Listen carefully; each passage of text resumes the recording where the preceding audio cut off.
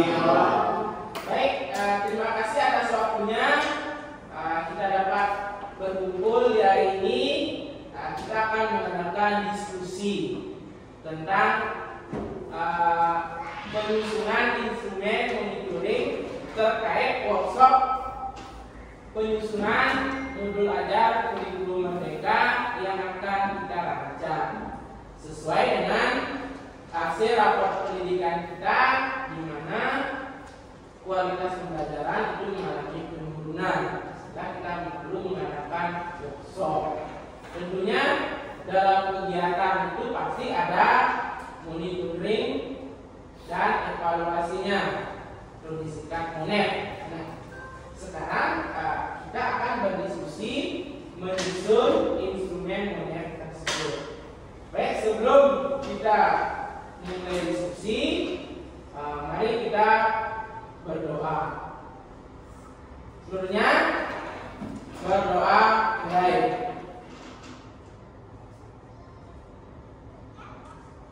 Berdoa dasar. Nah, dalam penyusunan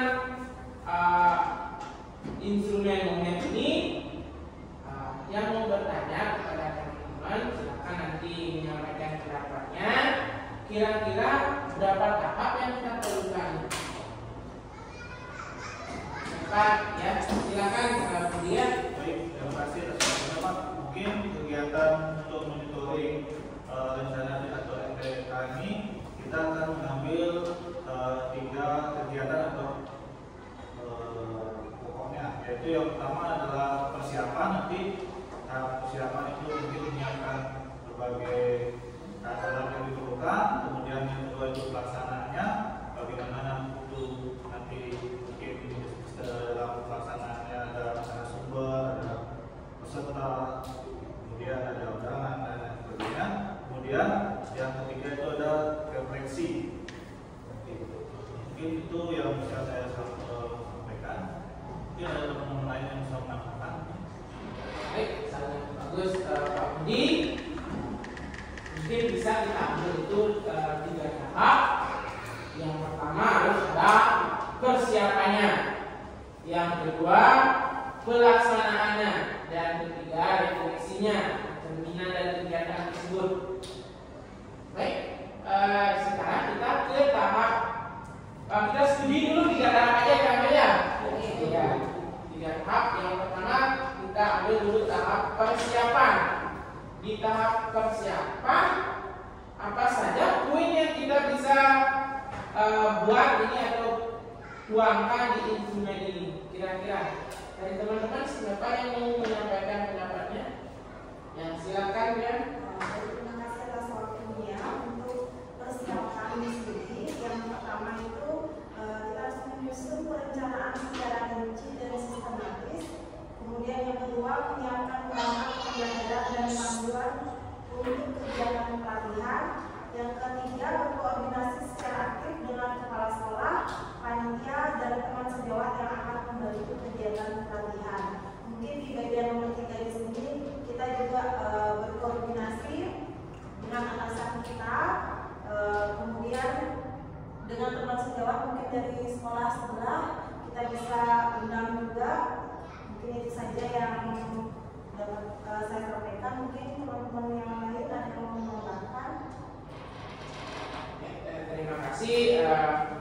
Kemudian yang pertama mungkin kita bisa itu buat tentang penyusunan perencanaan, terutama kan pembiayaan. Karena dalam workshop tentunya itu dalam kegiatan workshop itu jelas ada pembiayaan. Kita mengundang, kita harus siap menjamu kan nantinya, terutama di bidang nanti konstruksinya, perencanaannya. Bagaimana? Dewa sudah siap dengan anggarannya? Kami dari Alipo sudah siap untuk pelaksanaan workshop ini, Pak. Kami sudah siap atas selesai.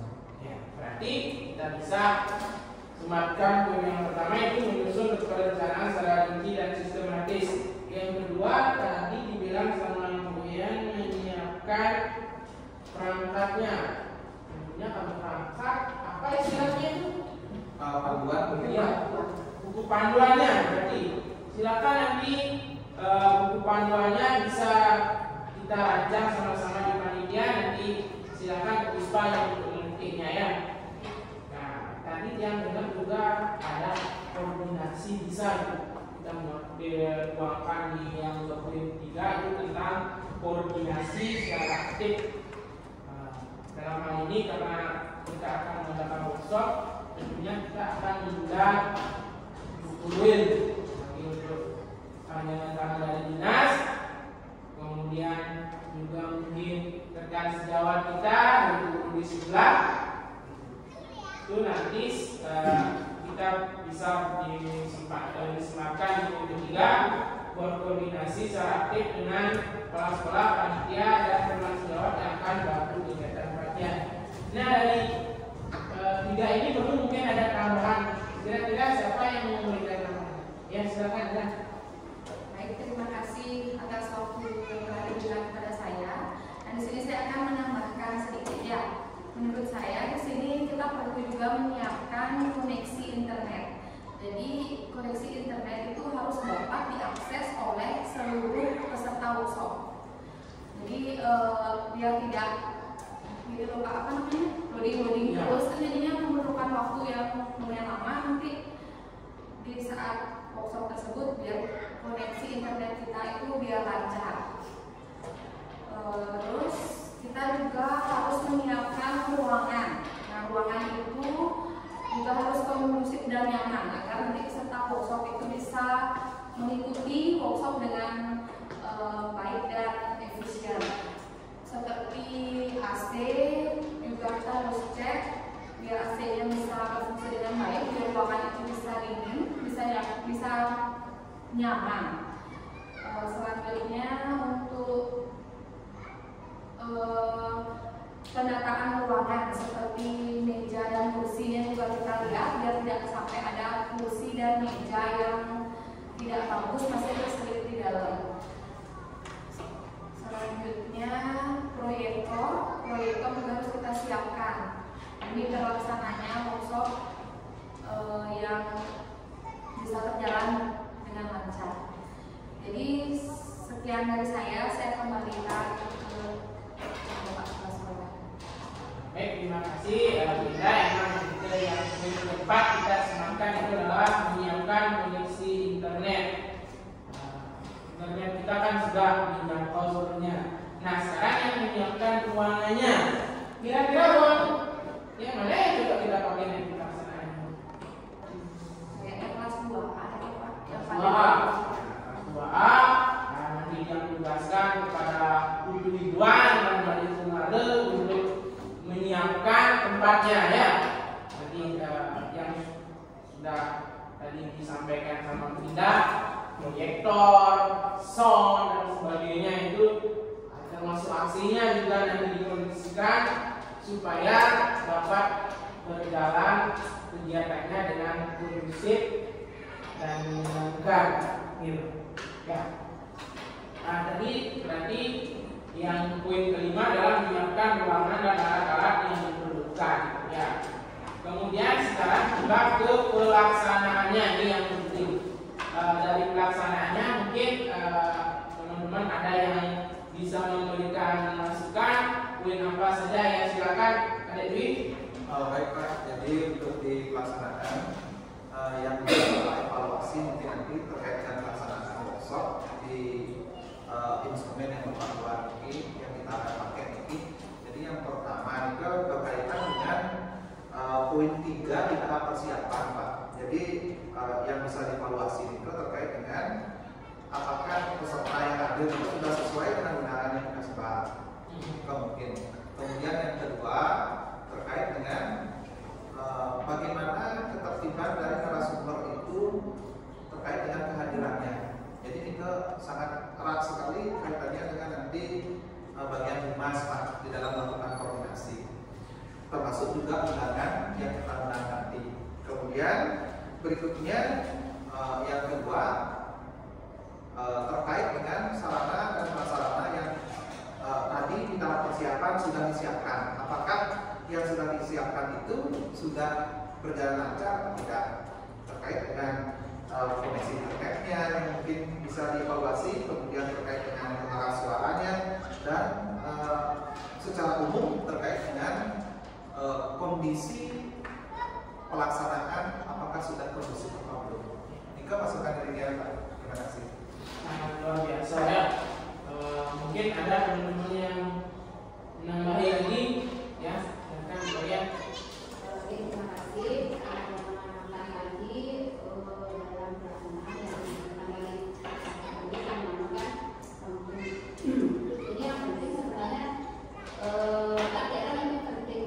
Kita kan sebagai warga agama tentunya untuk pelajaran ada baiknya dalam pelaksanaan itu yang pertama dilaksanakan, Pak. Nah, jadi kita secara koordinasi siapa yang memang nanti bertugas sebelum acara mulai supaya ada yang berapa terjadi ya berapa nanti disiapkan. Nah, itu sih kalau yang menurut dari saya.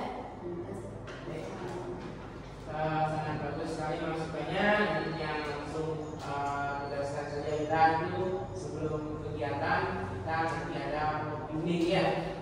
Silakan kita panitia jadi sifatnya dulu bersama sebelum kegiatan dilaksanakan. Baik, nyambung tadi dengan pelaksanaan, kira-kira bisa yang disampaikan Pak Dewi tadi. Yang pertama itu adalah kesesuaian jumlah peserta dan undangan, itu poin satunya ya. Kemudian narasumber dan peserta hadir tepat waktu karena kita mengundang ini. Nanti Ustaz ada siapa dalam undangannya itu harus hadir tepat waktu. Berarti nanti silakan jaga 2 orang di depan untuk siap-siapnya ya. Kemudian tentunya kegiatan itu tidak akan terlihat bagus kalau tidak ada interaksi, atau tidak terjadi kolaboratif, atau pesertanya tidak aktif. Nah, poin ketiga kita bisa masukkan peran aktif dalam memberikan pertanyaan kepada materi pelatihan. Ya. Kemudian yang poin ke selanjutnya tadi kondisi internet. Nah, kemudian tempat penyelenggaraan yang kondusif. Mungkin yang dapat menambahkan lagi satu poin itu adalah tingkat kepuasan peserta terhadap fasilitas dan pelayanan. Pelayanan termasuk kita memberikan konsumsinya, ya. Konsumsi silakan disiapkan, beri jamuan yang terbaik biar pesertanya dapat mengikuti kegiatan dengan baik. Itu tadi di pelaksanaannya. Kira-kira ada tambahan lagi? Iya Pak, Tian sepakat dengan apa yang disampaikan tadi berkaitan dengan mengetahui tingkat kepuasan peserta seminar. Jadi itu berkaitan dengan responnya yang tepat. Ya. Berarti kita perlukan platform untuk mengetahui tingkat kepuasan itu sebagai bahan kita mengevaluasi diri, Pak. Mungkin kita bisa pakai Google Form nanti setelah kegiatan selesai kita sebar linknya, atau mungkin kita pakai selebaran untuk disiapkan ke panitia seksi acara. Itu nanti silakan, bagus sekali ya. Silakan nanti dibuat, kita buat pakai emoticon saja nanti pilihannya. Ya, nanti silakan ya Puspa dibuat formnya dan tingkat kepuasan peserta nanti. Kemudian kita lanjut ke bagian refleksi sekarang. Bagian refleksi. Siapa dari teman-teman akan menyampaikan pendapatnya? Refleksinya. Ya, silakan. Ya, silakan dulu sekarang ya. Baik, saya ada pendapat selama saya mengikuti workshop terakhir ada pelatihan itu pasti ada refleksinya.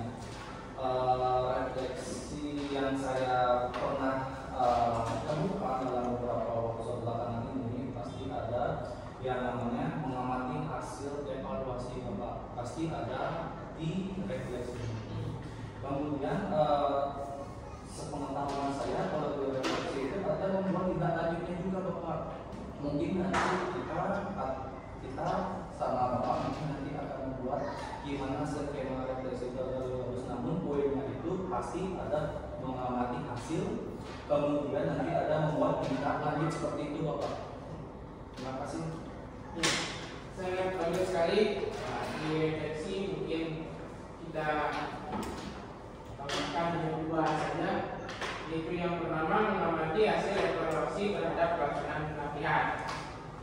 Kemudian di evaluasi ini seperti yang bilang tadi, misalnya di workshop itu ada kekurangan nasi dan sebagainya, di workshop selanjutnya kegiatan yang selanjutnya yang kita lakukan tidak terjadi demikian lagi. Misalnya waktunya ngaret misalnya, itu kalau terjadi seperti itu kita evaluasi di workshop atau kegiatan lainnya tidak akan terjadi.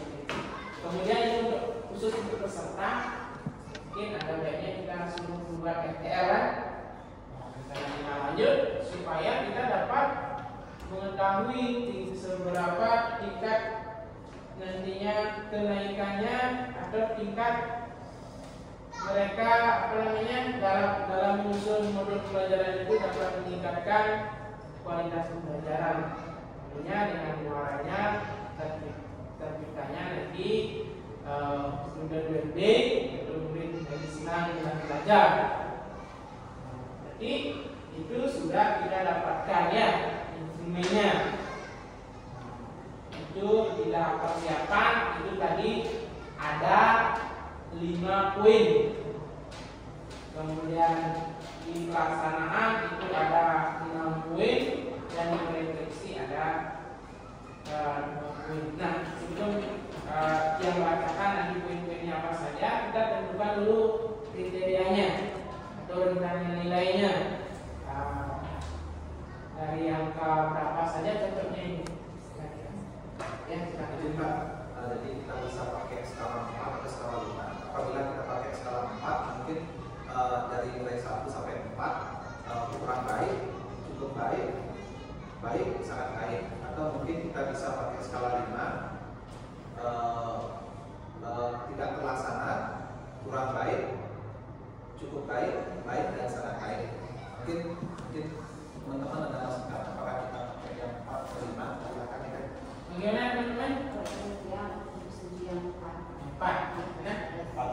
4. Kita teruskan pakai kriteria 4 ya. Tanya 4. Misalnya kalau persiapan di tahap persiapan koneksi internetnya. Misalnya pada saat acara dia internetnya muar-muar itu bisa ganti dulu. Kita evaluasi ke depannya ya. Baik, kita sudah menemukan instrumennya. Nanti kita sepakati instrumennya ya. Ya, persiapan, pelaksanaan dan refleksinya. Kemudian kriterianya itu poinnya 1 sampai 4. Ya. Kemudian karena sudah selesai acara diskusi kita sudah menemukan instrumennya, berarti kita sekarang tinggal melaksanakan workshopnya. Gimana? Siap? Siap. Siap? Sudah siap? Berarti acara diskusi kita akan kita tutup. Yang mengucapkan selamat karena sudah berdiskusi dengan baik. Kita tepuk tangan dulu ya.